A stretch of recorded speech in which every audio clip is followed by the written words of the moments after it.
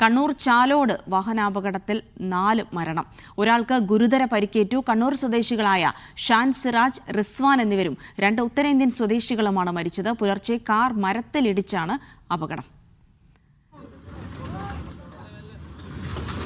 ഷിത ജഗത് വിവരങ്ങൾ നൽകും. ഷിത, ഈ 4 പേരും കാറിലുണ്ടായിരുന്നവർ തന്നെയാണോ? ജിൽസി, കാറിൽ 5 പേരാണ് ഉണ്ടായിരുന്നത്. അതിൽ 4 പേരാണ് ഇപ്പോൾ മരിച്ചിരിക്കുന്നത്. നമുക്ക് ആ ദൃശ്യങ്ങളിലേക്ക് പോകാം. കാരണം ആ കാറിന്റെ അവസ്ഥ കണ്ടാൽ തന്നെ നമുക്കറിയാം എത്രമാത്രം ഒരു വലിയ അപകടമാണ് ഉണ്ടായത് എന്നുള്ളത്. പൂർണ്ണമായും കാറ് തകർന്നിട്ടുണ്ട്. കാറിന്റെ ഒരു ഭാഗം പോലും തകരാതെ ബാക്കിയില്ല എന്നുള്ളതാണ്. അപ്പോൾ ഇവിടെ ഉണ്ടായിരുന്ന ആളുകളോട് നമുക്ക് അതിനെക്കുറിച്ച് ചോദിക്കാം. എപ്പോഴാണ് ഈ സംഭവം ഉണ്ടാകുന്നത്? ഈ അമിത വേഗതയിലായിരുന്നോ വാഹനം? മരത്തിലിടിച്ചാണുള്ളത്. ഇന്നലെ സമയം ഒരു 11:10 സംഭവം ഉണ്ടായിരുന്നു. ഏകദേശം സൗണ്ട് കേട്ട് വന്ന് നോക്കി വണ്ടിയുടെ ബോണ്ടിൽ നിന്ന് തീ ഇങ്ങനെ വളർന്നിട്ടായിരുന്നു. പിന്നെ ഫസ്റ്റ് നമ്മൾ ആ തീയെ കണക്കാൻ നോക്കി. അന്നേരം ബാക്കിൽ ഇങ്ങനെ ആൾക്കാർ. അപ്പോൾ ആദ്യത്തെ 2 പേരെ നമ്മൾ വലിച്ച് പുറത്തേക്ക് കിട്ടപ്പോൾ പിന്നെ ഡ്രൈവറും കോ ഡ്രൈവേഴ്സിനെ പുള്ളീനെ നമുക്ക് വലിച്ച് കിട്ടാറുള്ളൂ. പിന്നെ ഫയർ സർവീസിനെ വിളിച്ച് അവർ വന്ന് ഹൈഡ്രോളിക് കട്ടറൊക്കെ ഉപയോഗിച്ചാണ് പുറത്തെടുത്തത്. നിങ്ങൾ ഈ ശബ്ദം കേട്ടിട്ടാണോ? ശബ്ദം കേട്ടിട്ട് വന്നത്.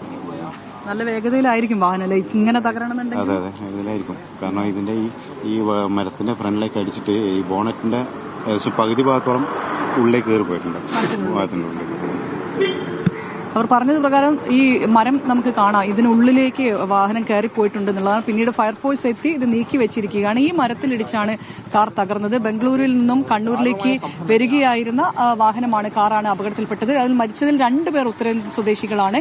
പരം ഛേത്രി, ഹർഷ് എന്ന് പറഞ്ഞ 2 പേർ മലയാളികളാണ്, കണ്ണൂർ സ്വദേശികളാണ് എന്നുള്ളതാണ് വിവരം. റിസ്വാൻ, ഷാൻ എന്നിവരാണ് മരിച്ചത്. ഒരാൾക്ക് ഗുരുതരമായുള്ള പരിക്കുണ്ട്.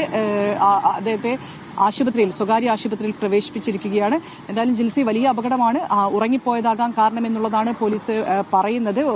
അമിത വേഗതയിലെത്തുകയോ അപ്പോൾ ഉറങ്ങിപ്പോവുകയും ചെയ്തതിനെ തുടർന്ന് മരത്തിലിടിച്ചുണ്ടായ അപകടമാകാമെന്നുള്ളതാണ് പോലീസ് പറയുന്നത്. ഈ ഒരു വാഹനത്തിന്റെ ദൃശ്യം കണ്ടാൽ തന്നെ നമുക്ക് മനസ്സിലാകും എത്രമാത്രം വലിയൊരു അപകടമാണ് ഉണ്ടായത് എന്നുള്ളത്.